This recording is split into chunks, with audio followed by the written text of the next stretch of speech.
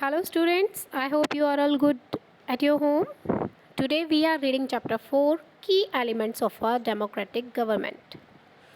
All of you know India is also a democratic government and we live in a democratic country. In this chapter you will read about some key elements that influence the working of a democratic government. This includes people's participation, the resolution of conflict, equality and justice. And in this chapter we have some stories of South Africa and India. Okay, so let's begin the chapter. South Africa एक country है और उसमें different races के people वहाँ पर रहते हैं. और कौन सी रेसेस हैं, कौन से रेसेस पीपल हैं वहाँ पर? ब्लैक पीपल हैं वहाँ पर. और जो साउथ अफ्रीका में सेटल हुए थे वाइट पीपल, वो पीपल हो गए. और इंडियंस, और इंडियंस कौन है वहाँ पर? इंडियंस हैं वहाँ पर लेबरर्स और ट्रेडर्स. मींस साउथ अफ्रीका के पीपल ब्लैक थे, जो वहाँ पर आकर सेटल हुए वो वाइट पीपल थे. और इंडियंस वहाँ पर सेटल नहीं थे, बट इंडियंस वहाँ वर्क के लिए थे एज अ लेबरर्स और ट्रेडर्स. माया नायडू एक 11 ईयर ओल्ड गर्ल है. वो साउथ अफ्रीका के जोहान्सबर्ग में रहती है. वो अपनी मदर की हेल्प कर रही है उनके साथ एक ओल्ड बॉक्स को साफ़ करने में. उसको एक स्क्रैप बुक मिलती है, उसमें एक न्यूज़पेपर आर्टिकल है. उस एक स्क्रैप बुक में एक पिक्चर पेस्ट है न्यूज़पेपर आर्टिकल की, और उस पर एक यंग स्कूल बॉय की पिक्चर है. उस यंग स्कूल बॉय की एज है 15 ईयर्स. वो अपनी मदर से पूछती है, mama who the boy was? Then her mother told he was Hector Pieterson and he had shot by the police. Then Maya was very shocked and she asked her mother why police shoot Hector Peterson. And her mother explained that South Africa was earlier governed by apartheid laws. What is apartheid laws?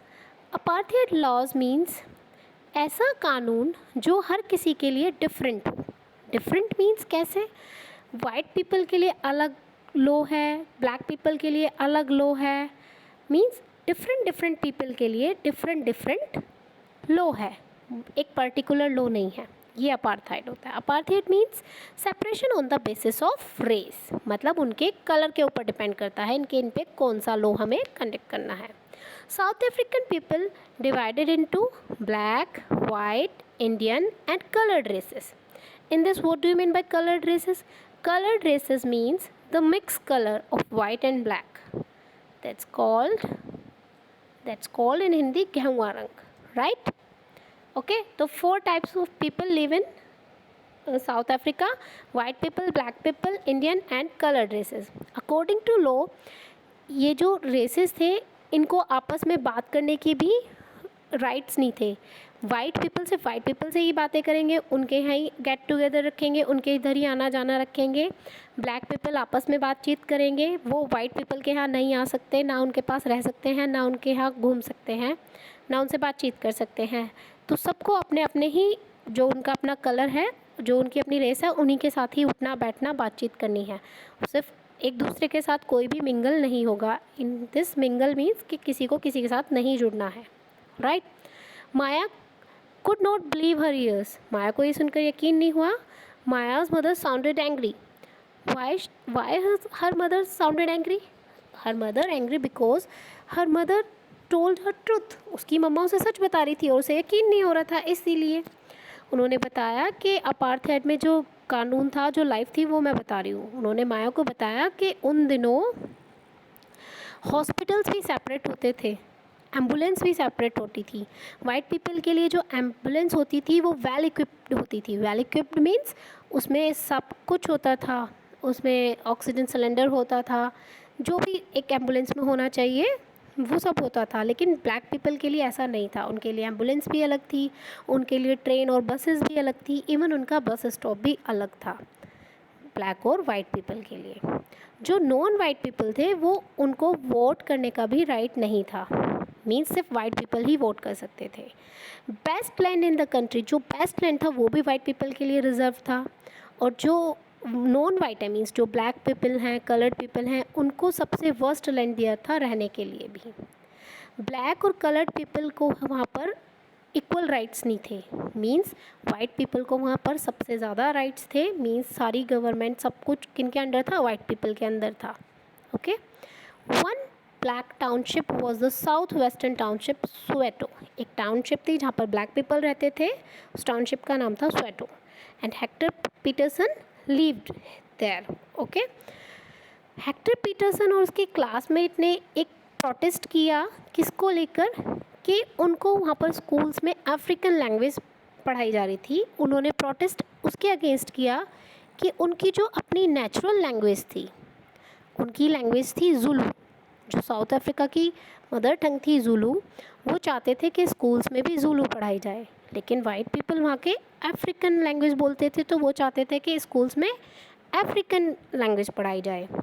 तो south Africa की police ने जब वो protest कर रहे थे, तो वहाँ की जब क्राउड पे उन्होंने फायर की, तो वहाँ पर एक बुलेट हेक्टर को लग गई और Hector was died on 16 June 1976। Okay, African National Congress, a group of people who led the struggle against apartheid. अब अफ्रीकन नेशनल कांग्रेस एक पार्टी है जिन्होंने अपार्थाइड लॉ के लिए बहुत ज़्यादा प्रोटेस्ट किया, and the famous leader in African National Congress was Nelson Mandela. कौन थे? नेल्सन मंडेला थे सबसे फेमस वहाँ के लीडर, जिन्होंने अपार्थाइड सिस्टम के लिए लड़ाई की, और फाइनली दे सक्सेडेड इन 1994, और साउथ अफ्रीका क्या बन गया, बिकेम अ डेमोक्रेटिक कंट्री, वो भी इंडिया के जैसे ही एक डेमोक्रेटिक कंट्री बन गया। Okay, now on participation, सहयोगिता। हम लोग रेगुलर इलेक्शंस होते हैं हमारे यहाँ, आप लोगों ने पहले चैप्टर में भी पढ़ा है ना, कि डेमोक्रेसी में सबके पास अधिकार होता है वोट करने का। वोटिंग के इलेक्शन से हम अपना लीडर चूज़ करते हैं जो हमें रिप्रेजेंट करता है, और ये रिप्रेजेंटेटिव हमारे बिहाफ पे क्या लेते हैं बेटा, डिसीज़न लेते हैं। In doing so it assume that will keep in mind the voice interest of the people, मतलब वो सिर्फ हमेशा हमारे लिए, हमारा सोच कर, हमारा अच्छे के लिए ही सारे डिसीजंस लेते हैं। ओके, जो गवर्नमेंट इलेक्ट होती है इंडिया में वो फिक्स टाइम के लिए होती है, और हमारे यहाँ इंडिया में क्या फिक्स पीरियड है, 5 ईयर्स। कोई भी गवर्नमेंट अगर हमने चूज़ की है तो वो कितना टाइम पीरियड होगा उसका वर्क करने के लिए, 5 ईयर्स। एक बार गवर्नमेंट इलेक्ट हो जाती है तो उसके पास पावर रहती है उसी टाइम पीरियड में, मीन्स 5 ईयर। फिर आफ्टर 5 ईयर्स दोबारा इलेक्शन होते हैं और दोबारा गवर्नमेंट चूज़ होती है। अगर वो अपनी पावर को, अगर वहाँ के लोग दोबारा से री इलेक्ट करना चाहते हैं जो गवर्नमेंट को, तो कैसे करेंगे? This is a moment when people can sense their power in a democracy. अब ये डेमोक्रेसी में ही ये लोगों को राइट है कि मानो अगर एक गवर्नमेंट है, 5 साल के लिए हमने उसे इलेक्ट कर दिया और वो अच्छे से काम नहीं कर रही है, तो उसके लिए अब हम क्या कर सकते हैं, हमारे पास ये राइट्स है डेमोक्रेसी में, ये हम नेक्स्ट टॉपिक पे पढ़ते हैं। अदर वेज ऑफ पार्टिसिपेटिंग, अब हम कैसे पार्टिसिपेट कर सकते हैं, क्या क्या वेज हैं हमारे डेमोक्रेटिक गवर्नमेंट में।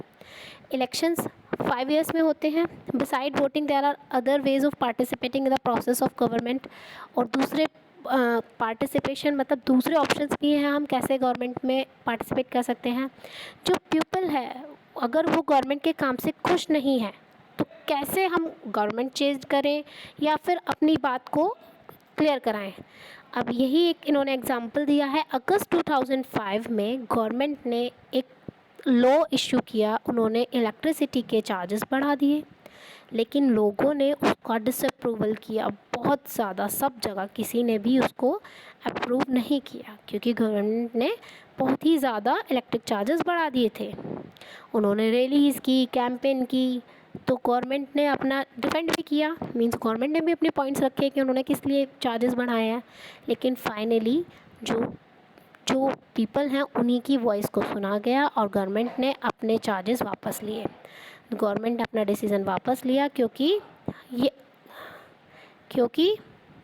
गवर्नमेंट को अपना वो डिसीज़न क्यों वापस लेना पड़ा, गवर्नमेंट को अपना डिसीज़न जो है वापस लेना पड़ा। तो ये हमें बताता है कि हमारा पार्टिसिपेशन गवर्नमेंट में कैसे हो सकता है? डेमोक्रेटिक कंट्री थी तभी तो लोगों ने प्रोटेस्ट किया और लोगों की वॉइस सुनी गई। Okay, so continue on next page. बहुत सारे तरीके हैं, बहुत सारे पीपल अपने व्यूज़ रखने के, गवर्नमेंट को अपनी बात समझाने के, अपना एक्शन लेने के। इसमें क्या क्या हम कैसे अपनी बात को गवर्नमेंट तक पहुंचा सकते हैं, हम क्या कर सकते हैं, पीपल क्या कर सकते हैं? धरना कर सकते हैं, रैलीज़ निकाल सकते हैं, स्ट्राइक कर सकते हैं, एक सिग्नेचर कैंपेन भी कर सकते हैं। अगर हमारे खिलाफ़ कुछ गलत हो रहा है तो उसको डेमोक्रेटिक कंट्री में हर किसी के पास राइट होता है उस चीज़ के लिए प्रोटेस्ट करने का। अब हम क्या करते हैं, हमारे पास तो मीडिया है, न्यूज़पेपर है, मैगज़ीन्स है, टीवी है। हम इसमें गवर्नमेंट के इश्यूज़ के और रेस्पॉन्सिबिलिटीज़ के बारे में, गवर्नमेंट भी अगर अगर गवर्नमेंट कोई लॉ लाती है तो कोई कानून बनाती है, उसको पास कराती है, तो न्यूज़ में उसके बारे में सब कुछ पहले उसे पूरी इन्फॉर्मेशन देनी होती है, सब पूरी जानकारी देनी होती है। अगर हम लोगों को अच्छा लगता है तो अच्छी बात है। अगर मानो ऐसा नहीं है कि पर्टिकुलरली वन पीपल और टू पीपल को अच्छा नहीं लगा तो गवर्नमेंट वो लॉ चेंज कर देगी। एक अच्छा खासा नंबर होना चाहिए, राइट? तभी तो उसको फिर गवर्नमेंट कोई एक्शन लेगी। While it is true that democracy allows people to participate, it is also true that not all sections of people are actually able to do so. ऐसा है कि जो हमारे डेमोक्रेसी है इसमें सब पीपल को पार्टिसिपेशन का अधिकार है, ये फैक्ट है। अब सारे ही सेक्शन जितने भी पीपल हैं सब ऐसा कर सकते हैं। दूसरा एक और अनदर वे है पार्टिसिपेशन का, by organising social movements that seek to challenge the government and its functioning. जो गवर्नमेंट अपना फंक्शन चला रही है, मीन्स जो गवर्नमेंट ने अपना कोई लॉ बनाया है उसके अकॉर्डिंग उन्होंने काम कर रखा है और वो कुछ लोगों को पसंद नहीं आ रहा है तो उसे हम कैसे चेंज कर सकते हैं, ये भी बताया है। जैसे member of the minority community, Dalit, Adivasi, women and others are often able to participate in this manner. तो अब इसमें कौन लोग आते हैं जो पार्टिसिपेट कभी कभी नहीं कर पाते हैं? जिनमें माइनॉरिटी है, जो छोटी कम्युनिटी के लोग हैं, दलित हैं, आदिवासी, वुमेन्स हैं, इनकी मेजॉरिटी नहीं होती है, इनकी ये माइनॉरिटी में आते हैं। तो ये कैसे करते हैं? If a country people are alert and interested in how the country is run, अगर लोग अलर्ट हैं और ये जानना चाहते हैं कि कंट्री कैसे चलती है, ठीक है, डेमोक्रेटिक कैरेक्टर क्या है कंट्री का, गवर्नमेंट का, अगर वो ये सब चीज़ जान लें तो that country will be stronger, तो वहाँ की कंट्री बहुत स्ट्रॉन्ग हो जाएगी। हर किसी को अपने राइट्स पता हो, सारी चीज़ें सही होंगी, कोई भी किसी को नहीं चला पाएगा, ना ही कहीं करप्शन होगा। Okay, so next time we see a rally winding through the streets of our cities, towns और village, we should pause to find out what the rally is about, who is participating in it and what they are protesting about. Okay, means अगर next time आपने कभी भी कहीं भी कोई rally देखी, किसी स्ट्रीट पे, किसी सिटी पे, कहीं टाउन में या विलेज में, तो आप रुको और वहाँ पूछो, ये जानना चाहो, collect the information about the rally कि किस लिए हो रही है, क्या कर रहे हैं, क्या एजेंडा है रैली का। Okay, this will help to give a sense of how our government works, जिससे हमें ये पता चल जाए कि हमारी गवर्नमेंट क्या वर्क कर रही है।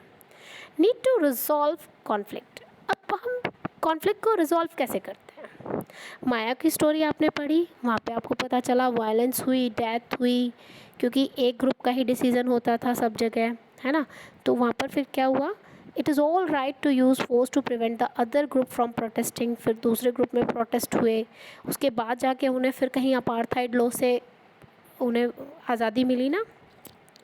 कॉन्फ्लिक्ट क्या करते हैं? When people of different culture, जब लोग अलग अलग कल्चर के पीपल होते हैं, अलग रीजन के होते हैं, अलग रीजन इकोनॉमिक बैकग्राउंड के होते हैं, तो do not get along with each other, वो एक साथ तो बैठ के बात नहीं करते इजीली, है ना। और when some among them feel they are being discriminated against, वो सब अपने आप में थोड़ा डिफरेंट महसूस करते हैं, राइट। जैसे फॉर एग्ज़ाम्पल अगर नॉर्थ ईस्ट का पीपल है, राइट, साउथ के पीपल से कैसे कनेक्टेड हो जाएगा? फर्स्ट ऑफ ऑल पहले तो उनकी सबसे पहले तो उनकी आवाज़ ही अलग होगी, राइट।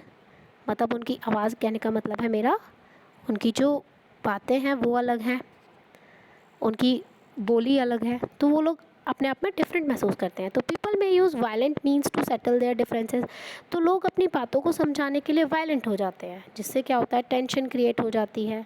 तो government is responsible for helping to resolve conflicts, तो जो गवर्नमेंट है वो वहाँ की रिस्पॉन्सिबल होती है, वहाँ गवर्नमेंट की रिस्पॉन्सिबिलिटी बन जाती है कि इस प्रॉब्लम को सॉल्व कराने के लिए। तो अब हम पढ़ेंगे कॉन्फ्लिक्ट्स, हमारी सोसाइटी में क्या कॉन्फ्लिक्ट्स होती हैं और क्या गवर्नमेंट का रोल होता है उनको सॉल्व कराने के लिए। ओके, इंडियन कॉन्स्टिट्यूशन जो है, basic rule of laws that have to जो हमारी इंडियन कॉन्स्टिट्यूशन ने बेसिक रूल बनाए हुए हैं हर किसी के लिए, जो हर किसी को फॉलो करने होते हैं, वो गवर्नमेंट को भी फॉलो करने होते हैं और वो वहाँ की पीपल को भी, जो लोकल्स हैं उनको भी फॉलो करने होते हैं। कॉन्फ्लिक्ट और डिफरेंसेस सॉल्व कराने का सबसे इजी है लॉ। जो भी हम लॉ के अकॉर्डिंग चलेंगे तो सारे कॉन्फ्लिक्ट्स इजीली सॉल्व हो जाते हैं।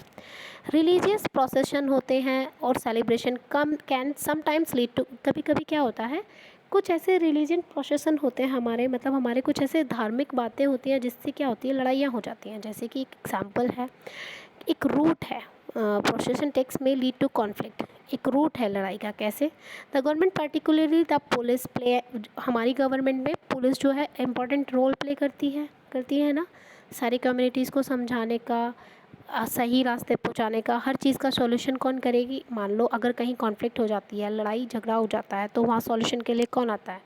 Police. Okay, at time there is a fear and violence may erupt with people throwing stones और trying to disturb the procession. और कई बार लोग क्या करते हैं, उनके ऊपर पथराव करते हैं, पत्थर फेंकते हैं, राइट। तो पुलिस जो है वो रेस्पॉन्सिबल होती है ensuring that violence does not take place.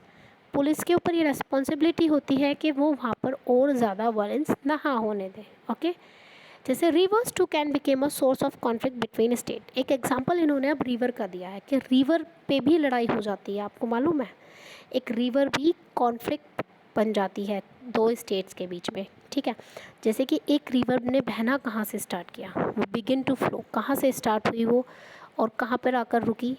ठीक है, अब देखो, ए रिवर में बिगेन इन वन स्टेट, एक स्टेट से बनी, मतलब एक स्टेट से स्टार्ट हुई बहना, दूसरे स्टेट में फ्लो हुई और थर्ड स्टेट में जाके उसका एंड हो गया। ठीक है, तो the sharing of river water between तीन स्टेट्स में हुआ, उसका पानी तीन स्टेट से आ रहा है। जैसे कि एक एग्जांपल उन्होंने दिया है, आपने सुना हो कावेरी वाटर, कहाँ से आता है? कर्नाटका और तमिलनाडु के बीच में है।